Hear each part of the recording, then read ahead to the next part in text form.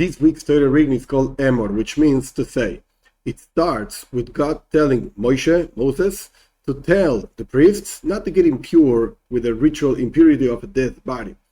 Now, this whole thing of purity and impurity has nothing to do with a rational idea of cleanness or uncleanness. No, it's just a spiritual thing that for most of the cases has no practical implications today.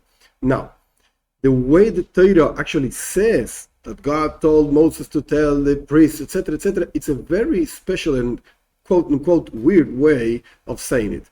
The Torah says in the holy language, Emor el Kohanim ve'omarto aleihem, tell the priests, and you will tell them, not to get impure, etc.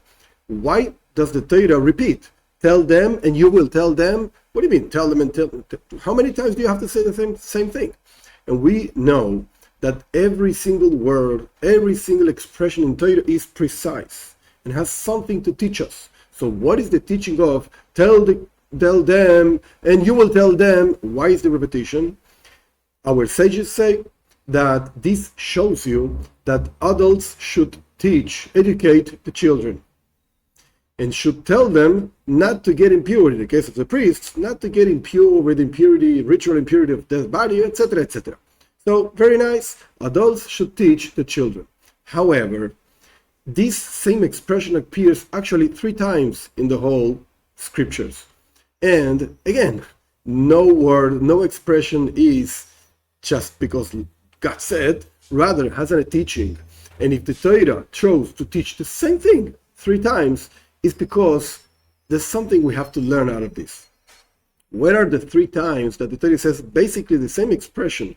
You go tell them, and you will tell them. And this teaches us, again, that adults should teach and educate the children. Where does the Torah say this 3 times?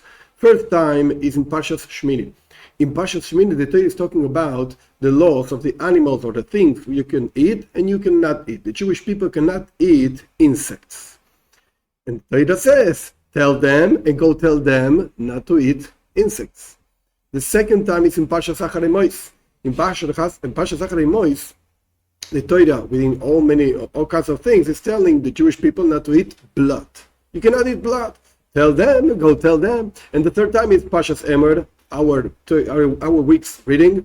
And again, the Torah is telling Moshe to go tell the Kohanim, and you will tell them not to get impure, etc. Why the same thing 3 times? One of the ideas we can learn out of this is, since we're talking about education, because again, adults should educate the children on doing something, not to eat insects, not to eat blood, not to get impure in the case of the Kohanim, of the priests. Therefore, our teaching has to have something to do, some relation to education. And the idea is like this. A person, a teacher, might think that you can educate, that's fine, and you should educate, that's okay. However, if the person is so much into insects, quote unquote, what does that mean, insects, eating insects? The Torah itself says that this is something disgusting.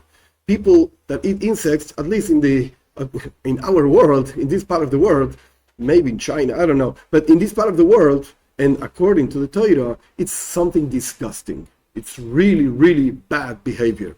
So if a teacher might think, if a child is really into bad behavior, and it's terrible, it's like ingrained in him, the bad behavior, you cannot educate him.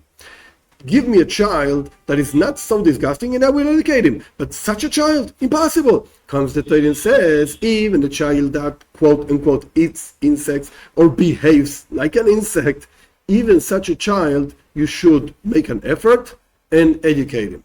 That's point number 1. Point number 2, blood. The Torah says that when the Jewish people were in Egypt, were slaves, etc., they were into eating blood. But not because it was a disgusting thing, rather, on the contrary. It was such a pleasure for them, for the Jews and for the non-Jews, but whatever the case, they were into it because they enjoyed it. Like bad behavior, because God does not want the Jews to eat blood. This is not a prohibition for non-Jews, but given the case, whatever the case is, people that were into blood, they were into like pleasures, like, wow, we really enjoy this. So the Torah says, What's the teaching for teachers? Precisely, a teacher might think that if the child, his behavior is so ingrained in him that he enjoys not behaving properly, he's so used to it that it's part of his life. Like in the case of the insects, everybody knows it's a disgusting thing. Even the child knows it's a disgusting thing. However, he's into that. And you might think you cannot teach him, etc., etc. Go teach him. Go educate him. In this case, we're talking about something pleasurable. Something that the person it's so nice. I'm not going to stop. However, you have to know as a teacher, you can educate him and you should educate him. And in the third case, the whole thing of purity and impurity, it's an irrational thing. Something that goes beyond intellect. It's not something we can understand. Teacher might think that you can only educate things that the brain can actually grasp and understand. There you can teach, there you can educate, but things that are really beyond grasp of the human being, like faith, God, infinity, etc., there's nothing you can do to educate. So wrong.